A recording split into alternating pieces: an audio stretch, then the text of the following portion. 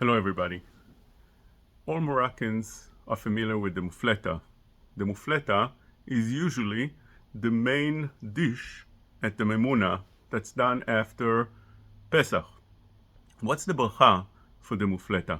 Well, the mufleta, the way it's done, is that it's a piece of dough that you flatten and you put on top of a frying pan with a little bit of oil. You also smear that mufleta, that dough, with oil, and you let it, so to speak, fry, and then you put on top of it another mufleta, another piece of dough, and another one, because they get crispy otherwise, and they get hard, crunchy, so you want to keep them soft. When you put one on top of the other, as they are being baked, so to speak, then it keeps them soft. Afterwards, you take them out, and they're soft and warm, and you wrap them around honey. You put inside honey, nuts, or whatever. Each person puts whatever he likes in it.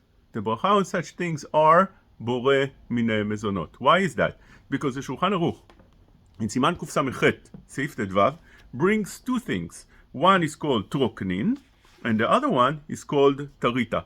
Troknin, he says, is a dough that they used to make more liquidy, and they put it inside a certain hole in the ground, but it would be thick enough, it wouldn't be liquidy. They would put in it some liquid, it would be thick enough that the bracha for this would be mezonot, but if a person eats enough of it, a shiur seuda, which is 230 grams, some say 213 grams, then he would make on this hamotzi and birkat hamazon. But if he eats less than that, it's considered mezonot, and because it is soft, when you take it out, it's very soft. It folds very easily. It doesn't have a shape of bread. Then you have another thing called tarita. Tarita is much more.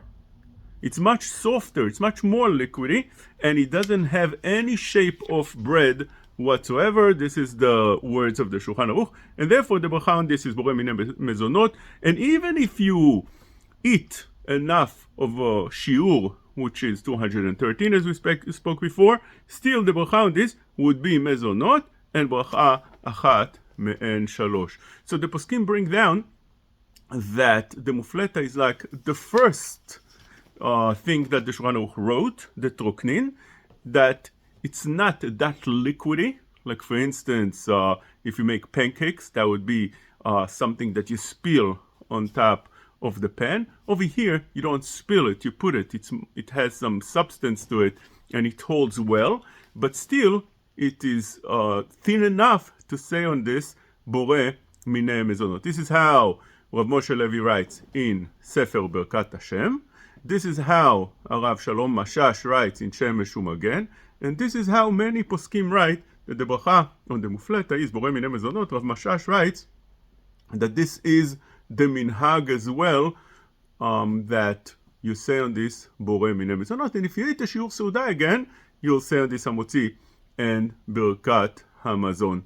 But there's also other reasons that it should be borei minei mezonot, as the Biur Halacha here brings down from the Rambam. He says, Isa shenafet bakarka, if you put a dough in the ground, כמו שהערבים שוכני המדבריות עושים, just like the Arabs bake their bread, הואיל ואין עליה צורת פת, since it doesn't have, that's not the way you bake bread normally, it's borei minei mezonot. And he explains that the reason. He brings from the Levush, the Biur Halacha, and Levush writes, הטעם משום שאין זה דרך לישה ולא אפיית לחם, which means it's not the normal way of kneading the dough, it's not the normal way of baking dough. You normally bake the dough in an oven, not on a hole in the ground. In our case, frying pan also, it's not the normal way of baking dough, and because of that, the bracha on this should be borei minei mezonot. That is even without the oil being inside the dough. If the oil gets inside the dough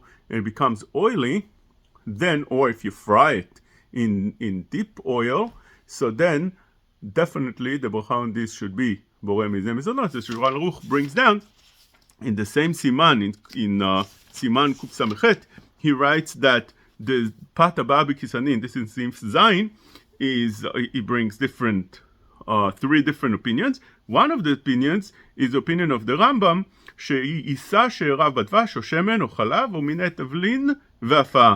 If they put oil inside the dough, it becomes בורא מיני מזונות. If there's no oil in the dough, only on top, so then it stays whatever it should be. It's not yet Pat הבאה בכיסנין, but you have over here other reasons, as we explained, that it should be בורא מיני מזונות. Now, if a person has a doubt, because there is a מחלוקת over this, Rav Maman, one of the גדולי פוסקים from Morocco, held that it's hamotzi.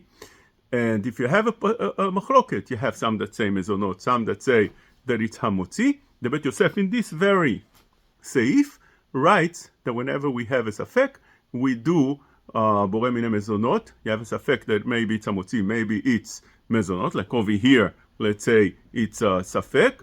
It would be בורא מיני מזונות if you have that doubt. But again, the minhag, as of Mashash writes, is to say בורא מיני מזונות unless you eat a shiur seuda.